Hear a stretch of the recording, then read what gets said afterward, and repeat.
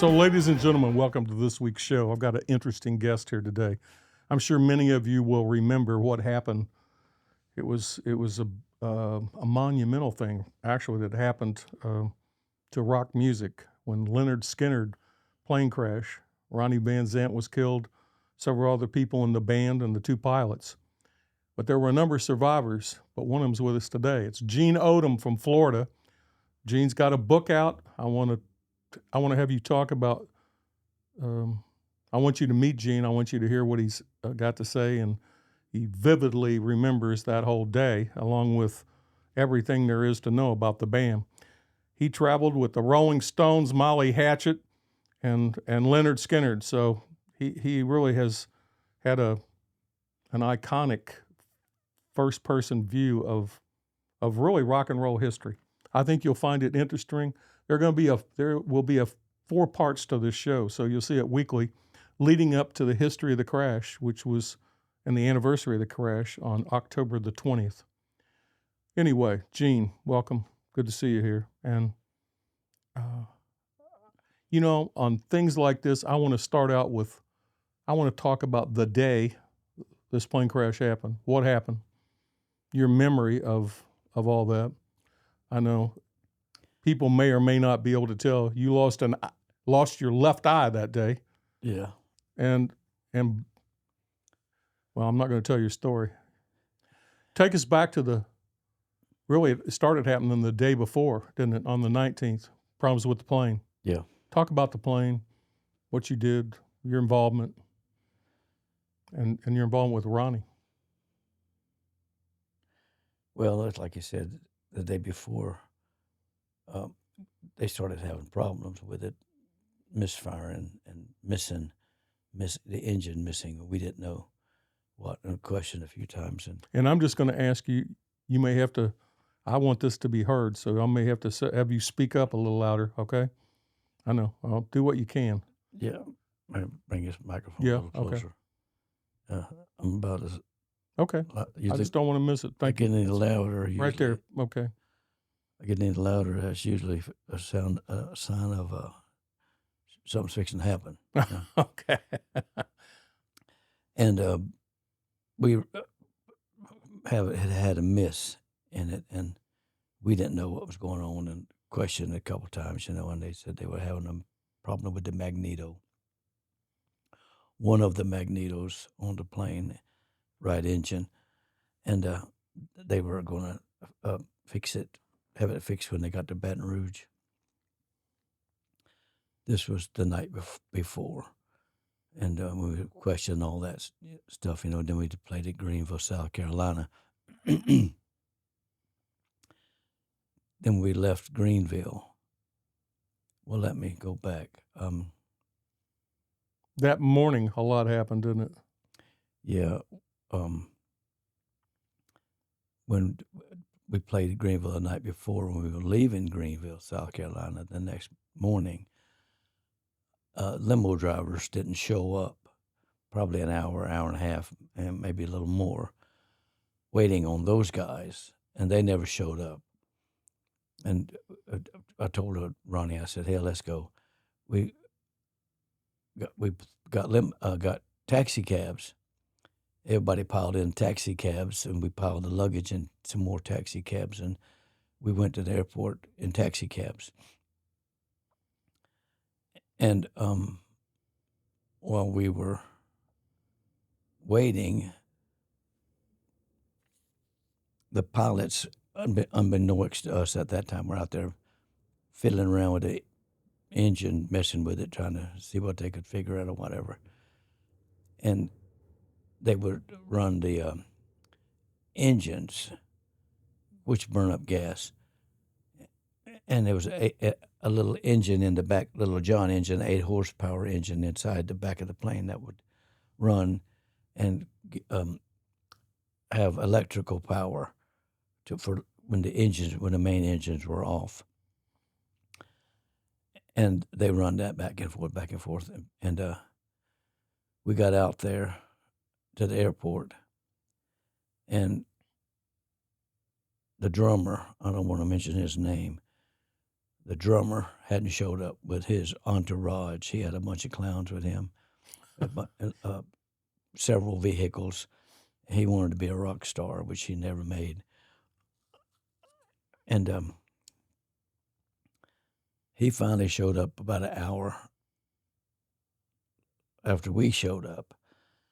And that hour, that 8 horsepower Little John engine running, giving power to the plane and causing so the fans would blow air through it because there was no air conditioning.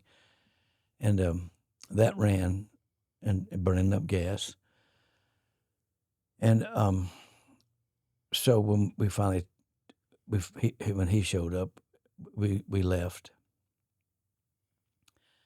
and headed toward Baton Rouge.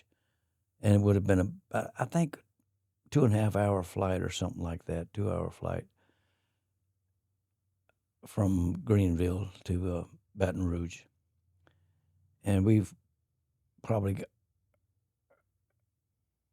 had flown most of the time limit because we was only 10 minutes from landing in Baton Rouge when we crashed. And the engine was still missing or whatever. It was humming and miss. And everybody on the plane was, worried about that. But the pilots assured everybody that they knew what they were doing and they were going to get it fixed in Baton Rouge. So 10 minutes from flying time from landing in Baton Rouge, right around Mississippi and Louisiana border, the engines started running out of fuel. One engine would quit, start spinning, and the other engine would quit. And one would suck up fuel, and then the other one would suck up fuel. And actually, when that happened, would spin that big plane around sideways, and then snatch it back from the propellers drawing the wind. And then they would stop and just spin. And they had notified Houston that they were having problems, fuel problems, and needed vectors to the nearest airport. So Houston told them to turn around and go back to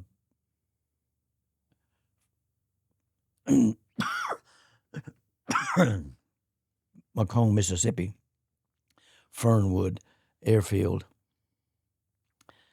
And but the engines at that time was sputtering, and they couldn't make the turn. And then the engines sucked up fuel and were running. And so Houston asked them if they were out of fuel, and they said, no, it's just an indication of it. We're not out of fuel. And so they gave them the vectors to the Macomb. And so they had enough fuel to make the turn, and we headed toward Macomb with both engines running. And then about that time, both engines quit running. And that was it. It was just. I meant to, I hate to interrupt your story, but how far from Macomb were you? About 8 miles. Wow. About 8 miles. And so they called Houston and said, we need vectors to the nearest airport. Post haste, sir. We're out of fuel. And that was the last transmission to Houston. At that point, they were fighting the plane. It was coming down, and they were fighting it with no power. But we was at about 10,000 feet. At that time, we had airspeed, and so the pilot thought he could make that field with the airspeed he had in the distance. And so we're coming toward the field, and we get kind of close, and I had went up there and argued with them and cussed them out about the position they put us in.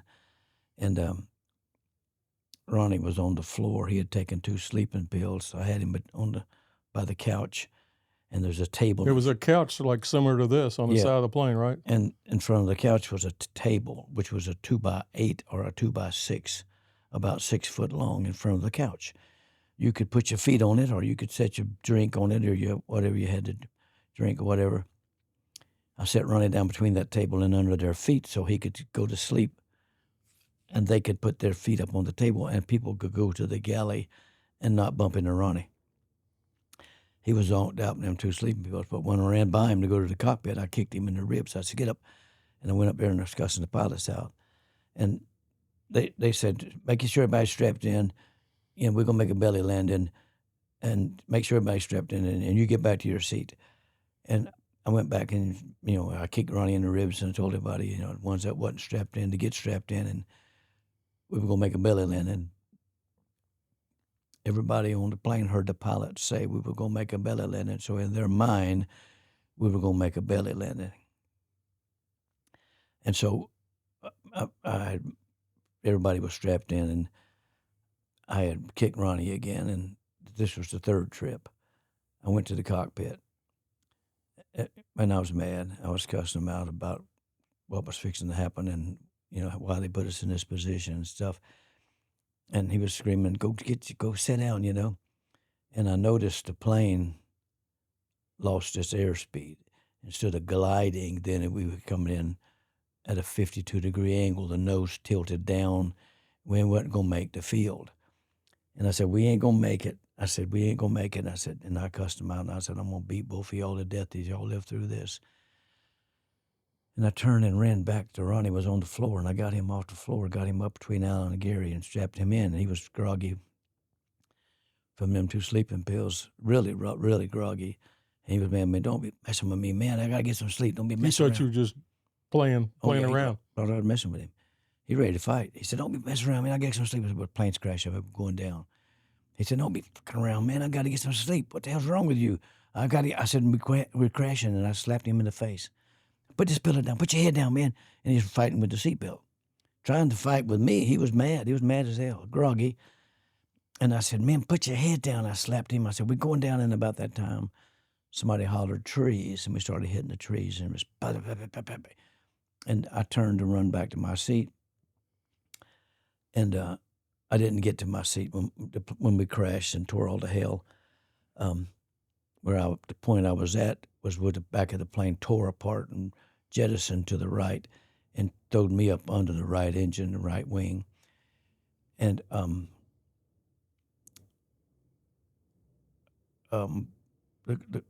was unconscious with a massive head injury under there. Nobody knew I was under the plane because it was pitch black at that time, pitch dark. And I was unconscious up under there.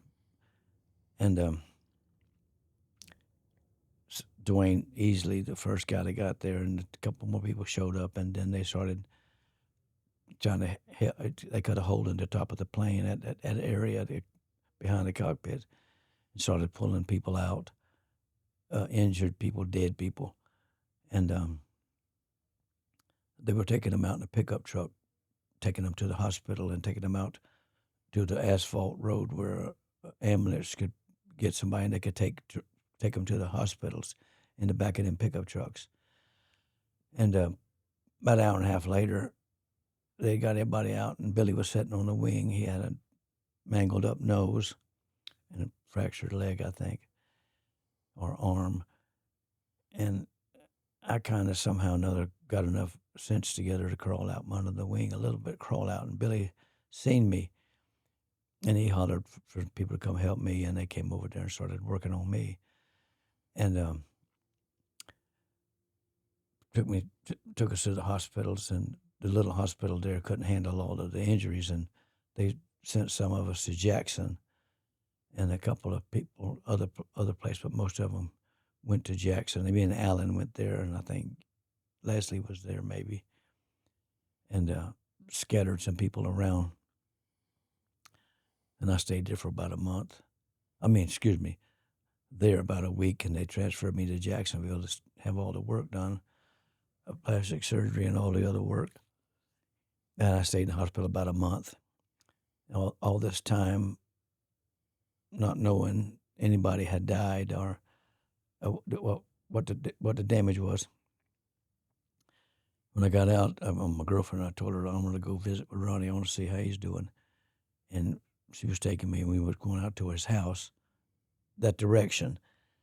And she pulled into the cemetery. And I said, "What the hell are you doing here?" She said, "This is where Ronnie's at. He didn't make it." Oh, boy, that was devastating there. Devastating.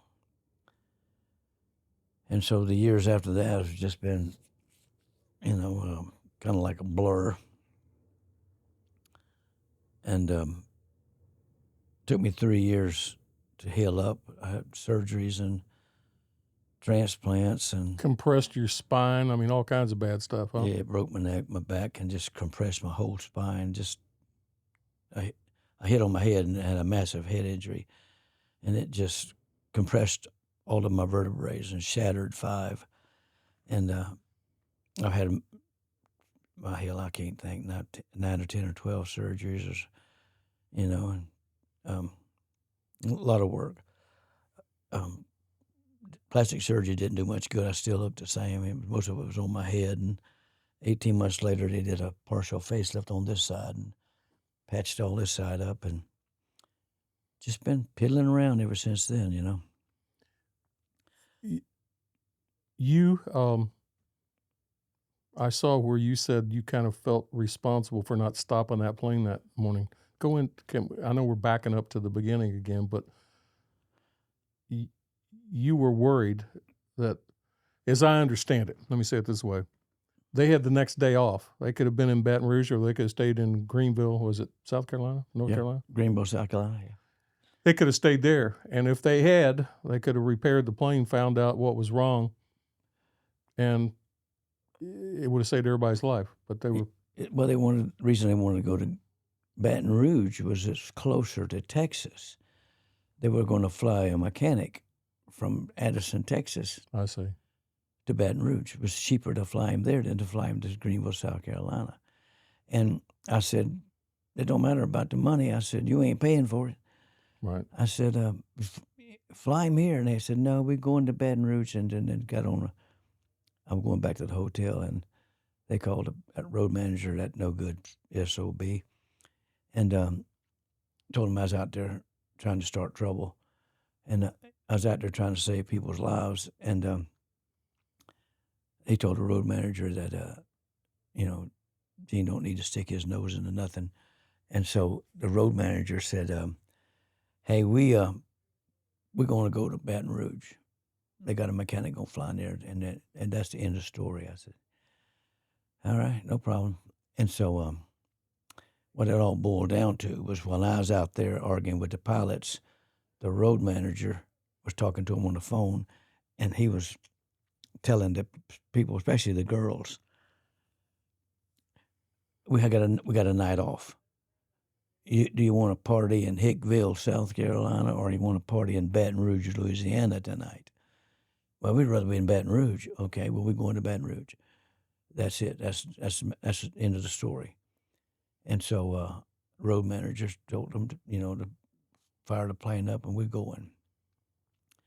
And I told them, I said, "That's a big mistake." And they said, "Well, you don't have nothing to do about it." Okay, no problem.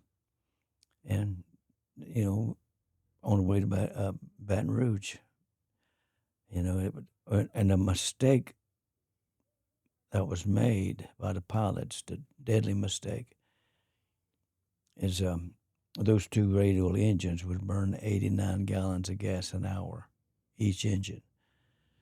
And so come to find out, the problem with the engine wasn't what they thought was a magneto. The problem of the engine was a mechanism on that radial engine called an auto-rich mechanism.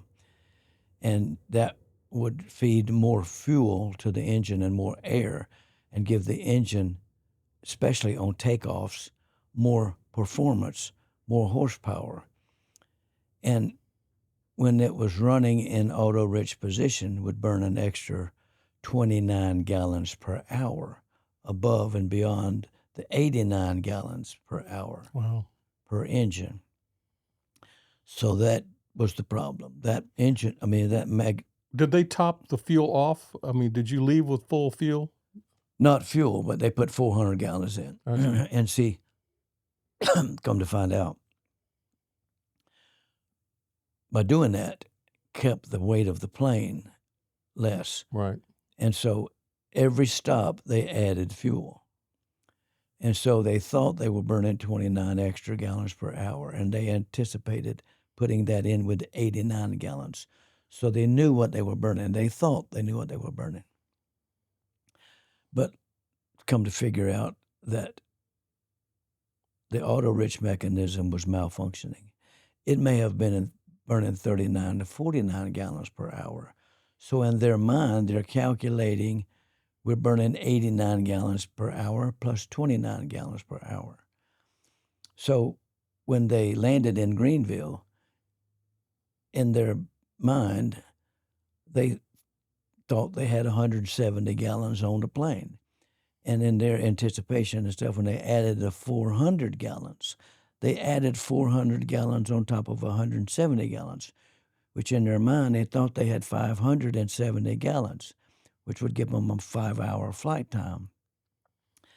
But they didn't know. They didn't have the 170 gallons. That plane was out of gas when they added the 400 gallons. And 400 gallons should have flew that plane that distance.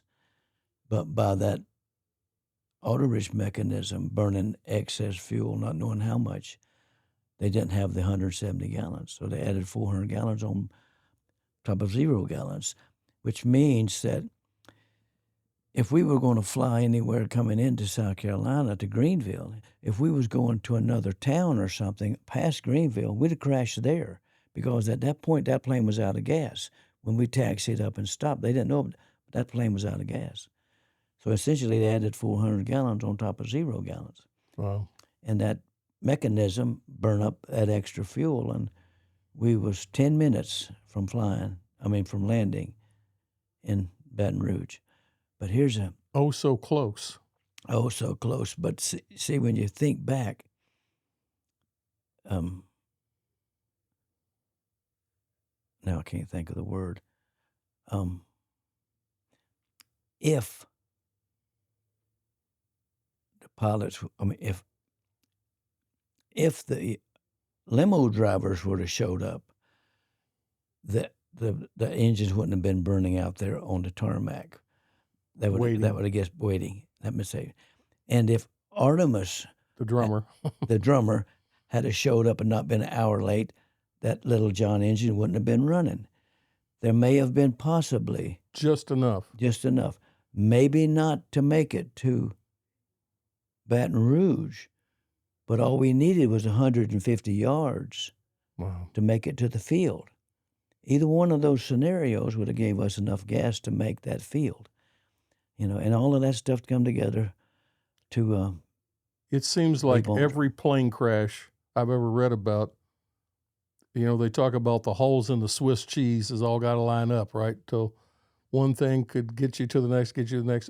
It's never one thing. It's a series of issues. And there was a guy in here, we talking about that, where that helicopter hit that plane in Washington.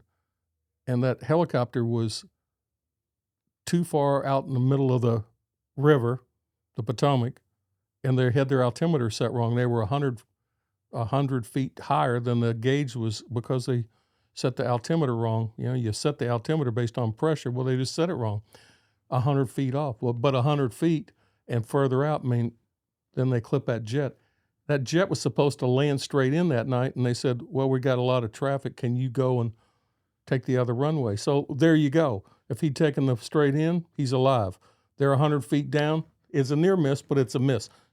The odds of all these things happening are crazy sometimes. And the results are horrifying. Oh, definitely. Lifelong horrifying. Yes. Yeah. It changed your world, didn't it? Many times. And everybody associated with that band went through hell, really. A lot of them did. A bunch of them didn't get hurt that bad. They want you to think they got really hurt. And the ones in the back of the plane didn't get hurt that bad. And if Ronnie and Cassie had left their seatbelts on, they'd still be alive. But Cassie stood up and was looking out the window, not out the window, but looking through Down the aisle. down the aisle, out the cockpit, looking to see where we was going. And when it hit the tree, bam, and her and Ronnie were jettisoned forward and just had massive head injuries and traumatic. Her neck was broke and traumatic injuries, But if they'd have just left their damn seatbelts on, Wow. We're about to wrap up our first segment of this. I encourage people to come back and watch because I want you to go into, they say, well, why is Gene Odom so involved in this? You grew up with Ronnie Van Zant. You grew up with the whole family. Y'all were neighborhood kids riding bicycles, right? Yeah, fishing. Going fishing. Yeah. Mm-hmm. But, I mean, you started out at a very young age. You knew him from way before you ever got in the music business. We were kids. Kids. Yeah. Toddlers. You know what I appreciate most about their music, though? I mean, the words were all about him, that neighborhood, wasn't it? I was cutting a rug at a place called The Jug. That place still exists, The Jug? It does, but it's a different name. But I'm just saying, everything was real. He didn't just, run minds with dumb. No, he was telling a story through the whole thing. He was more a poet than a songwriter, just looking for rhythms and words and trying to make. He was a storyteller. Stories. He told the whole story. You could listen to it and kind of. Mm-hmm. All the songs, it's a story. Sweet Home Alabama, talking about Muscle Shoals, has got the running back and forth when they got a little spending money to get gas to go out there to record a song, to record some of the song, or back and forth. That's Sweet Home Alabama. Yeah. Big wheels keep a turning and running back and forth. I went through Birmingham recently, and I was like, Birmingham has begonia, right? And there they are. You can look out the way. It's going into that town. It's all begonias. And it's and then when he says Montgomery's got the answer, and he talks about Birmingham. Birmingham, they got the governor, and then Craig Reed runs out there on stage and tells him, that was recorded live, hey, Montgomery's the capital of Alabama. And he went, Montgomery's got the answer, And then somebody says that sounds like he's got, leave my donuts alone. Right before they plays the song, there was people eating his donuts. That's but Craig Reed had come out there and said, hey, Montgomery's the capital of Alabama. And I go, well, Montgomery's got the answer, But he never wrote anything down, did he? No, never wrote nothing down. All that jammed in his head. All in his head. Ed King had a dream, and he dreamed about that lick, boom, boom, boom, boom, boom, boom, and it comes into Ronnie in the Hell House. And he said, man, listen to this. I dreamt about this last night. And he goes, boom, boom, boom. Yeah. And so Ronnie says, turn his fingers like that, meaning keep playing. Keep going, yeah. And Ronnie walked out on the dock. And when Ronnie come back in, he told Ed, he said, sort of singing the words, and told Ed, just keep playing, keep playing. Ronnie wrote the songs of Sweet Home Alabama out there on the dock. Then Ed King chipped in with him, and him and Ed King wrote the words to Sweet Home Alabama, and Ed wrote the music. Just like that. Ronnie never wrote nothing down. Wow, it's crazy. Mm-hmm. Anyway. By the way, that song just clicked over 1 billion downloads. Can you believe that? And talk about how rare that is. It's not just, 1 billion, they're like, well, how many McDonald's hamburgers we sold? But not that many songs ever. No. You know what that means? That means Taylor Swift ain't got jack on my old fishing buddy. Yeah. Now take that. Take that, Taylor Swift. She'll be fighting us online. So come back and tune in to part 2. What we want to tell you, though, is Gene's got a book out, and he's sold a lot of copies. But I want you to finish this by saying, how do they get your book? Because they can send a $30 check to a P.O. box. We're going to put that at the bottom of the screen. So check this out. Tell them how to do it.